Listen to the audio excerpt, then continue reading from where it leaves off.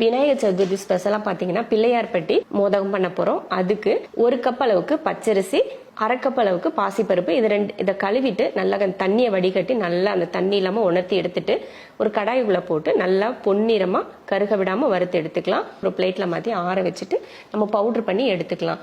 அடுத்ததா ஒரு கடாயில எந்த கப்ல அரிசி இழந்தோமோ அதே கப்ல 1/2 கப் அளவுக்கு தண்ணி ஊத்தி நல்லா கொதிச்சதுமே கொஞ்சமா உப்பு சேர்த்துட்டு நம்ம பவுடர் பண்ண மாவை இதுல சேர்த்துக்கலாம். ரொம்பவும் பவுடர் பண்ணக்கூடாது. ரவை பக்குவத்துல இருந்தா நல்லா இருக்கும், பாக்குறதுக்கு சாப்பிட்றதுக்கும் நல்லா இருக்கும். தண்ணியெல்லாம் நல்லா வத்தினதுக்கு அப்புறமா அதுல 1 கப் அளவுக்கு நாட்டு சக்கரை, கூடவே 1 கப் அளவுக்கு தேங்காய் துருவல், 3 ஏலக்காய் சேர்த்து நல்லா இதையும் நல்லா கலந்து விட்டு ஒரு பிளேட்ல மாத்தி ஆற விட்டுறலாம்.